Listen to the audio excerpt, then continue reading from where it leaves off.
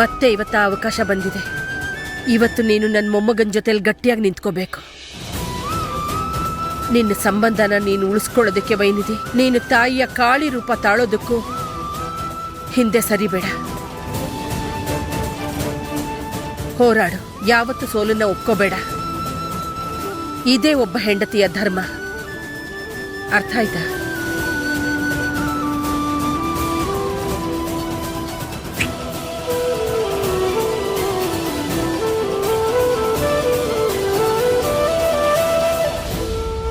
ಚಿಕ್ಕ ವಯಸ್ಸಿಂದ ಟೀನಾ ಮತ್ತೆ ಬಾವನ್ ಸಂಬಂಧ ಗಟ್ಟಿಯಾಗಿದೆ. ಈಗ ಅಕ್ಕ ಅವ್ರ ಸಂಬಂಧನ ಉಳಿಸ್ಕೋತಾಳಮ್ಮ. ಮನುಷ್ಯನ ಕರ್ತವ್ಯ ಧರ್ಮದ ಪಾಲನೆ ಮಾತ್ರ ಶೈಶವ. ಪರಿಣಾಮ ಫಲ ಅನ್ನೋದು ಅವ್ರ ಹಿಡಿತದಲ್ಲಿ ಖಂಡಿತ ಇರೋದಿಲ್ಲ. ಅದು ಕೇವಲ ಈಶ್ವರನ ಹಿಡಿತದಲ್ಲಿ ಇರುತ್ತೆ. ಮನುಷ್ಯರಿಗೇನಾದ್ರೂ ಪರಿಣಾಮವನ್ನ ಆಯ್ಕೆ ಮಾಡೋ ಅಧಿಕಾರ ಸಿಕ್ಕರೆ ಆಗ ಪೂರ್ತಿ ಸೃಷ್ಟಿ ನಾಶ ಆಗೋಗುತ್ತೆ. ಅಮ್ಮ, ನೀವ್ ಹೇಳಿದ್ರಿ ಅಲ್ವಾ, ಮನುಷ್ಯರು ಅವರ ಭವಿಷ್ಯವನ್ನ ಸ್ವಯಂ ನಿರ್ಧಾರ ಮಾಡುತ್ತಾರೆ ಅಂತ. ಹೌದು, ಮಾಡ್ತಾರೆ. ಆದ್ರೆ ಧರ್ಮದ ಪಾಲನೆ ಕರ್ಮದಿಂದ ಆಗುತ್ತೆ. ಅದು ಪ್ರತಿಫಲದ ಅಪೇಕ್ಷೆ ಇಲ್ಲದೆ. ಇದರಿಂದ ಸುಖದ ಪ್ರಾಪ್ತಿಯಾಗತ್ತೆ. ಯಾರು ಪ್ರತಿಫಲದ ಹಿಂದೆ ಹೋಗ್ತಾರೋ ಅವ್ರಿಗೆ ನಿರಾಸೆ ಮಾತ್ರ ಸಿಗುತ್ತೆ. ವೈನಿಧಿ ಎಂತವಳಂತೆ ಪರಿಸ್ಥಿತಿಗೆ ತಕ್ಕಂತೆ ಅವಳನ್ನ ಸ್ವತಃ ಸಂಭಾಳಿಸ್ಕೊಂಡು ಹೋಗಿದ್ದಾಳೆ. ಕಠಿಣವಾದ ಸಂದರ್ಭದಲ್ಲೂ ಅವಳು ಯಾವತ್ತೂ ಧರ್ಮವನ್ನ ಬಿಟ್ಕೊಟ್ಟಿಲ್ಲ. ನನ್ನ ಪುತ್ರಿ ಮೇಲೆ ನನಗೆ ಪೂರ್ತಿ ವಿಶ್ವಾಸ ಇದೆ. ಯಾವತ್ತೂ ಅವಳು ತನ್ನ ಪ್ರಯತ್ನನ ಬಿಡೋದೇ ಇಲ್ಲ. ಮತ್ತೆ ನಾವು ಕೂಡ ನಮ್ಮ ಪ್ರಯತ್ನನ ಖಂಡಿತ ಬಿಡೋದಿಲ್ಲ ದೇವಿ. ವೈನಿಧಿ ಬೇಕಿದ್ರೆ ಎಷ್ಟೇ ಧರ್ಮ ಪಾಲನೆ ಮಾಡ್ಲಿ, ನಾವಿರೋವಾಗ ಅವಳು ಇಷ್ಟಪಟ್ಟಂತ ಫಲ ಅವಳಿಗೆ ಸಿಗೋದೇ ಇಲ್ಲ.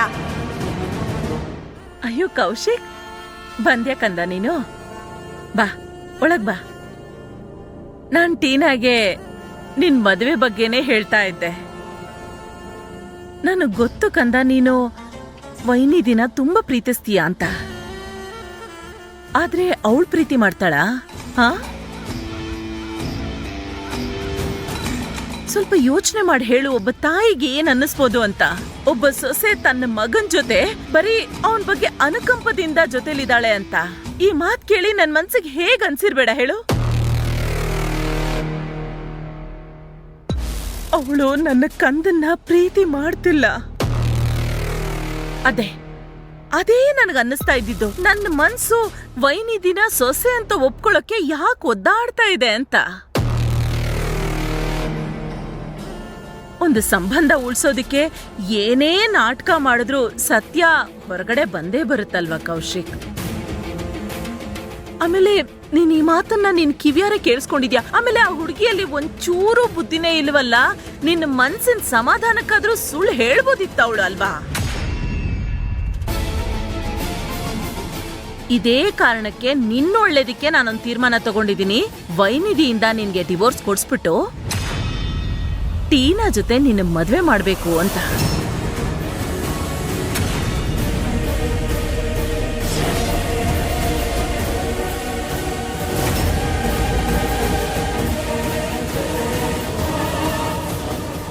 ಹೇಳು ಕಂದ, ಅಮ್ಮ ಹೇಳಿದ ಮಾತನ್ನ ಒಪ್ತೀಯ ಅಲ್ವಾ? ಕೇಳ್ತೀಯ ಅಲ್ವಾ?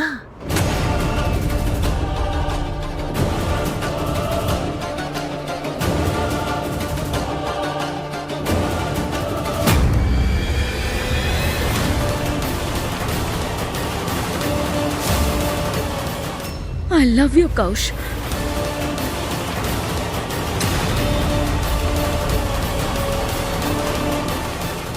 ನಾನು ಯಾವತ್ತೂ ನಿಂಗೆ ಕಾಳಜಿ ತೋರಿಸಿಲ್ಲ, ಬರೀ ಪ್ರೀತಿಸ್ದೆ. ಮರ್ತೋಗು ವೈನಿಧಿನ ಬಿಟ್ಬಿಡೋಣ.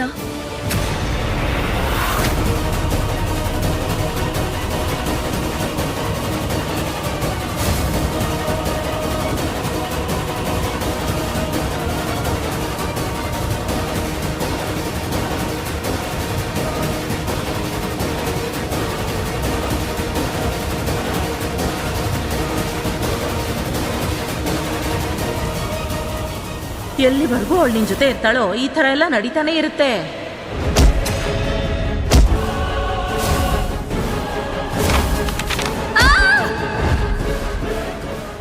ಇದ್ದೆ ದಯೆ ಕೌಶಿಕ್ ಅವ್ರ ಮೇಲೆ. ಹಾ ಟೀನಾ,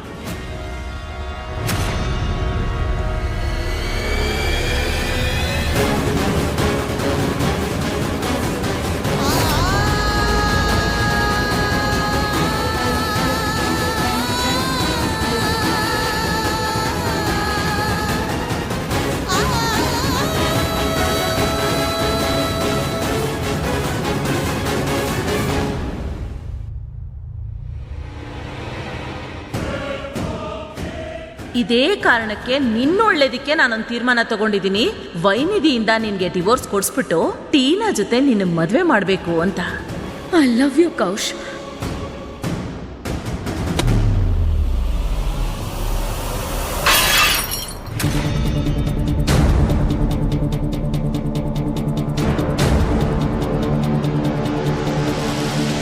ಅತ್ತೆ, ಏನಾಯ್ತು? ಏನಾಯ್ತು? ಎಲ್ಲ ಸರಿ ಇದೆ ತಾನೆ?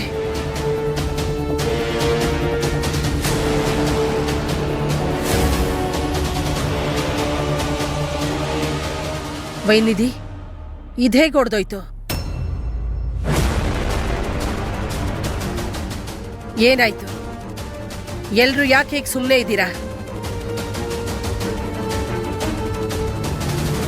ಅಯ್ಯೋ ಅಮ್ಮ, ಸೀನ್ ಶುರು ಆಗಿದೆ ಇಲ್ಲಿ, ಪಿಕ್ಚರ್ ಅಲ್ಲಿ ಆಗೋ ತರ. ಅಯ್ಯೋ, ಪಿಕ್ಚರ್ ಅಲ್ಲಿ ತೋರಿಸ್ತಾರಲ್ಲ, ಇಬ್ರು ಮಾತಾಡ್ತಾ ನಿಂತಿರ್ತಾರೆ, ಮೂರನೇವ್ರು ಬಂದು ಕದ್ದು ಕೇಳಿಸ್ಕೋತಾರೆ.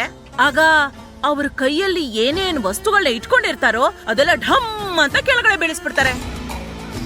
ಅಷ್ಟೇ, ಇವಳು ಅದನ್ನೇ ಮಾಡಿದ್ದು. ಟೀನಾ ಮತ್ತೆ ನಾನು ಮಾತಾಡ್ತಾ ಇದ್ವಿ, ಇವಳು ಬಂದ್ ಕೇಳಿಸ್ಕೊಂಡ್ಬಿಟ್ಲು. ವಾ, ಮತ್ತೆ ಡ್ರಾಮಾ ಶುರು ಆಯ್ತಲ್ಲ. ನಾನ್ ಹೇಳ್ತಿದ್ದೀನತ್ತೆ, ಕೇಬಲ್ ಕನೆಕ್ಷನ್ ಕಟ್ ಮಾಡ್ಬಿಡಿ, ಅದ್ರಿಂದ ಏನು ಪ್ರಯೋಜನ ಇಲ್ಲ. ವೈನಿಧಿ ಇದ್ದಾಳಲ್ಲ, ಅವಳು ಬಂದಾಗಿಂದ ಟಿವಿ ಅವ್ರಿಗಿಂತ ಇವಳೇ ಒಳ್ಳೆ ಡ್ರಾಮಾ ಮಾಡ್ತಾ ಇದ್ದಾಳೆ, ಹೌದಲ್ವಾ? ಅಲ್ಲ, ಅಂತದ್ದೇನ್ ಗೊತ್ತಾಯ್ತು ವೈನಿಧಿಗೆ? ಏನಾಯ್ತು ಊರ್ಮಿಳಾ? ಅಂತ ಯಾವ ವಿಷಯದ ಬಗ್ಗೆ ಹೇಳ್ತಾ ಇದ್ದೆ ನೀನು ವೈನಿಧಿ ಬಗ್ಗೆ? ಅಯ್ಯೋ ಅಮ್ಮ, ಏನ್ ಹೇಳಿರ್ತೀನಿ, ನಮ್ಮ ಮೈ ಡಿಯರ್ ಚಿಕ್ಕಮ್ಮ ಏನ್ ಹೇಳಿದ್ರು ಇವತ್ ಮನೆಗ್ ಬಂದು. ನಮ್ಮ ಕೌಶಿಕ್ ಕಂದನ್ಗೆ ಎಷ್ಟು ಅವಮಾನ ಮಾಡಿದ್ರು ಎಲ್ಲಾರ ಮುಂದೆ. ಆದ್ರೆ ಅಮ್ಮ, ಒಂದ್ ವಿಷಯ ಅಂತೂ ಸತ್ಯ, ಯಶೋಧರ ಬಂದು ಒಂದ್ ಮಾತು ಕರೆಕ್ಟ್ ಆಗಿ ಹೇಳಿದ್ಲು. ಇವರಿಬ್ಬರ ಸಂಬಂಧ ಏನಿದೆ ಆದಷ್ಟು ಬೇಗ ಮುರಿದು ಹೋಗುತ್ತೆ. ಹಾ, ಗಂಡ ಹೆಂಡತಿಯರ ಸಂಬಂಧ ಅವರವರ ಇಷ್ಟದ ಪ್ರಕಾರ ನಡೀತದೆ ಊರ್ಮಿಳಾ, ಯಾರೋ ಮೂರನೆಯವರ ಧೋರಣೆಯಿಂದ ಅಲ್ಲ. ಅಯ್ಯೋ ಅಯ್ಯೋ ದೇವ್ರೇ, ಇದಂತೂ 100% ಸತ್ಯದ ಮಾತು ಅಮ್ಮ. ಅದೇನಂದ್ರೆ ಇಲ್ಲಿ ಗಂಡನೇ ಹೆಂಡತಿಗೆ ಡಿವೋರ್ಸ್ ಕೊಡಕ್ ರೆಡಿ ಆಗ್ಬಿಟ್ಟ ಅಂದ್ರೆ ಹೆಂಡತಿಗ್ ಶಾಕ್ ಆಗೇ ಆಗುತ್ತಲ್ವಾ?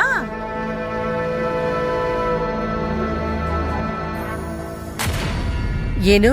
ಹೌದಮ್ಮ, ಕೌಶಿಕ್ ತೀರ್ಮಾನ ಮಾಡಾಗಿದೆ, ಅವನು ವೈನಿಧಿಗೆ ಡಿವೋರ್ಸ್ ಕೊಡ್ತಾನಂತೆ. ಈ ಮಾತನ್ನ ಇವಳು ಕೇಳಿಸ್ಕೊಂಡ್ಲು. ಆಮೇಲೆ ಆಯ್ತು, ಈ ನಾಟಕ ಅದು ಇದು ಎಲ್ಲ ಸ್ಟಾರ್ಟ್.